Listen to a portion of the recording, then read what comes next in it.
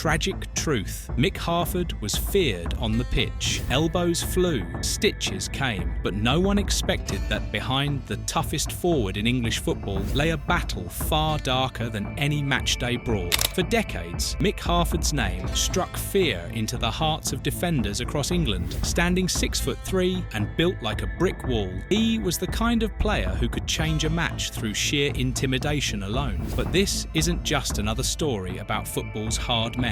This is about what happened when the hardest man of all faced an opponent he couldn't tackle. Born Michael Gordon Harford on February 12, 1959, Mick carved out a reputation that went far beyond mere football skill. He was the centre forward who commanded respect and fear in equal measure. Tony Adams, Arsenal's legendary captain and no stranger to physical battles himself, explicitly named Harford among the hardest players he ever faced. That's saying something coming from a man known as Mr. Arsenal. Neil "Razor" Ruddock, the former Liverpool and West Ham defender, vividly described running into Harford as like running into a brick wall. He placed Mick in his top 3 hardest players of all time, ahead of notorious figures like Duncan Ferguson and Vinnie Jones. Martin Keown recalled Harford's brutal approach in aerial duels, noting with a wince, "He once hit me so hard, I had to have a nerve taken out of my tooth." These weren't isolated incidents. Harford's association with Wimbledon's notorious Crazy Gang further cemented his fearsome image. This team was legendary for its reckless approach to football. Yet even among this group of maniacs, Harford stood apart. He was reportedly the only player to get a bye from their infamous initiation phase. When the Crazy Gang itself is intimidated by you, that speaks volumes. The most infamous tale involves his brutal clashes with Sam Allardyce. During a match between Birmingham and Coventry, a young Allardyce caught Harford with a vicious elbow totally off the ball. The impact was devastating. Harford woke up in hospital still wearing his kit and boots, needing 100 and odd stitches and plastic surgery for a nasty cut on his lip. The injury was so severe that people still think he has a hair lip to this day. But Mick Harford wasn't the type to let such things slide. When the teams met again, he admitted he went looking for revenge. "I went in two-footed and threw my elbows around until I caught him on the forehead," Harford confessed years later. "I just tried to hurt him." It was deliberate, calculated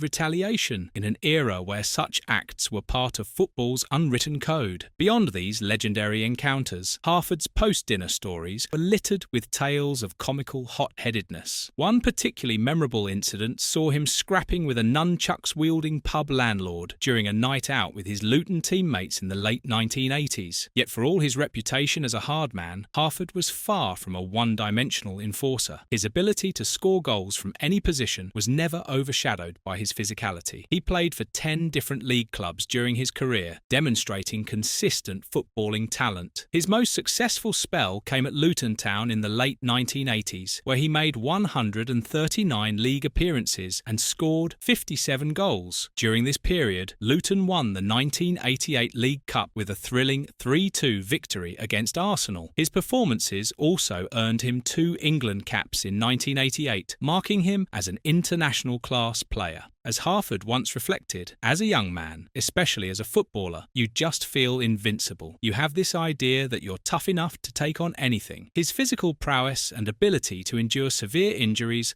undoubtedly reinforced this feeling of invincibility. The body that could withstand brutal tackles and elbows seemed unbreakable, but not even the Crazy Gang could prepare Mick for the challenge he'd face off the pitch. In 2018, at the age of 59, Harford began experiencing concerning symptoms. He was waking up several times each night, struggling with frequent urination. An initial PSA test came back negative, showing only some inflammation and nothing to worry about. But Harford's symptoms worsened over the next 12 months. When he returned for further medical evaluation, additional blood tests revealed his PSA level had shot up to 48. This was, in medical terms, very, very high and a significant indicator of serious prostate issues. In December 2020, the diagnosis was confirmed: prostate cancer. The news hit him like nothing he'd ever experienced on a football pitch. It was a massive body blow and tough one to take. The Macmillan nurse delivered the devastating revelation that his cancer can't be cured. The disease had already spread to his lymph nodes and hip.